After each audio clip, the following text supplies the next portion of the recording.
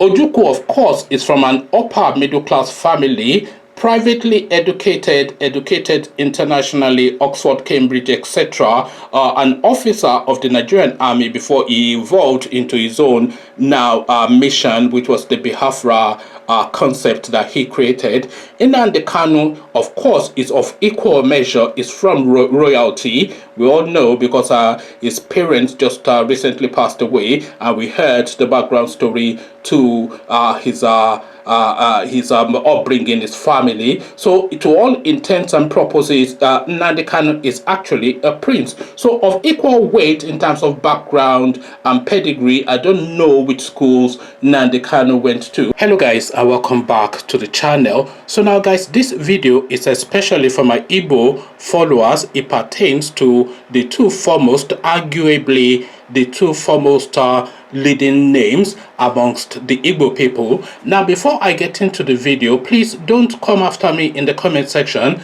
So because I've noticed this anytime I do an Igbo related video, especially with names as esteemed as these names that I'm about to engage with, I tend to get it's a minority of Igbo people, but they do come in their numbers to come and weigh heavily in my comment section. So don't do that. Don't hate the player, hate the game, don't shoot the messenger. This is something that is already out there. I am just making a video on it. So this is not something that I wrote. This is a piece by an author. So with that guys, I bring you this. Whether you like it or not, Nnamdi Kanu has more loyalists than Ojukwu. And this is the Reverend Ebube Muonso saying this. So that's the headline. Whether you like it or not, Nnamdi Kanu has more loyalists than Ojukwu. So now let's now see how this guy is justifying this statement. Reverend Father Emmanuel Obima, popularly known as Ebube Muonso, the spiritual director of Holy Ghost Adoration Ministry in Anambra, Southeast Nigeria, says the leader of the indigenous people of Biafra IPOB, Nnamdi Kanu, is more respected and has more loyalists than Chukwuemeka Odumegwu Ojukwu, the late Biafra warlord. It was reported that Ebube Muonso, as is fondly called, made this comment at a crusade in the southeastern region of the country recently. An online news platform recalls that Ojukwu started the struggle for the Republic of Biafra, a struggle he and the Igbo people, at least some persons within the Igbo people especially, still continue to describe themselves as Biafrans, and they do consider it to be a country. But we carry on. After Ojukwu's demise, Ralph Umuruzukuike picked up the Biafra struggle, becoming the leader of the movement for the actualization of the sovereign state of Biafra, Mossab, a secessionist movement in Nigeria associated with Igbo nationalism, which supports the recreation of an independent state of Biafra. However, Nnamdi Kanu, who at the time was under Uwazurike, left the Mossab founder to create his own group with the name IPOB, which has since become the most vibrant Biafra group in Nigeria of recent. Speaking on Kanu's influence, Ebube Muonso said for members of IPOB and some pro-Biafra agitators to sit at home. Speaking on Kanu's influence, Ebube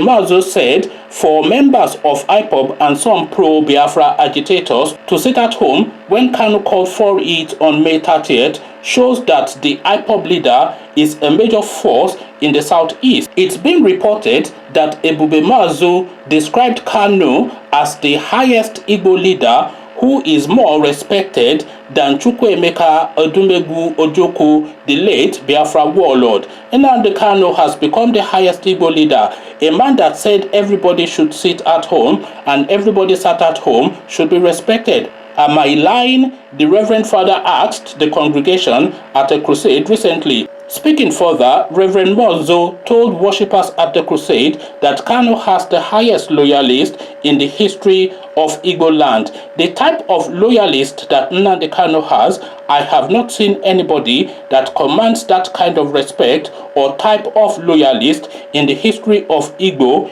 even Ojukwu. So there you have it, ladies and gentlemen, a question for the ages and a question especially for the Igbo people. So it is now being put forward that Nnamdi Kanu is greater than Ojukwu. Ojukwu, of course, was the protagonist, was the instigator, was the originator of this whole Biafra movement. He conceptualized it, brought it to being, and actually created it at some point when it was actually a thing, and then went on to defend it to the very fullest of his might. So this is what Ojukwu's history is, but the history of Nnamdi Kanu, of course, is recent and is known to all of us.